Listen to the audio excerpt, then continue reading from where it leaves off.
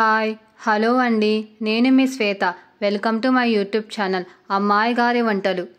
Today recipe is ఉల్లి పకోడా. తో crispy మరియు టేస్టీ అయిన ఉల్లి పకోడాని ఎలా తయారు చేసుకోవాలో చూపించబోతున్నాను. బయట బండి మీద అమ్మే దానికంటే ఇంకా రుచిగా ఉంటుంది. Let us start the recipe. ముందుగా ఒక బౌల్లో 4 ఆనియన్స్ని పొడుగ్గా కట్ చేసుకోవాలి.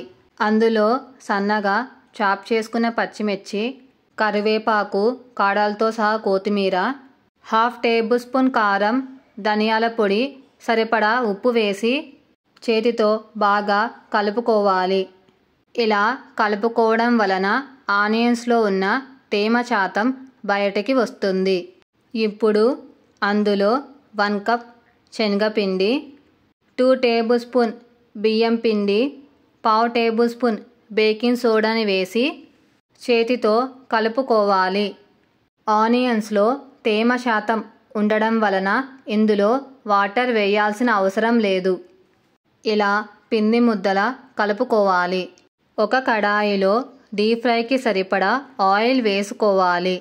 ఆయిల్ హీట్ అయ్యాక మంటని మీడియం ఫ్లేమ్లో పెట్టుకొని పిండిని కొద్ది కొద్దిగా ఆయిల్లో డ్రాప్ చేసుకోవాలి.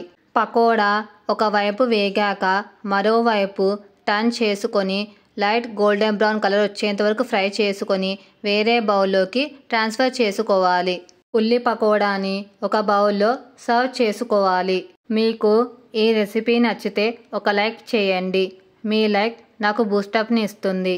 అలాగే మీ ఫ్రెండ్స్కి, రిలేటివ్స్కి షేర్ చేసి మరిన్ని వీడియోస్ కోసం ఛానల్ని సబ్స్క్రైబ్ చేసుకొని రెసిపీని ట్రై చేసి ఫీడ్బ్యాక్ రూపంలో నాకు కమెంట్ చేయండి.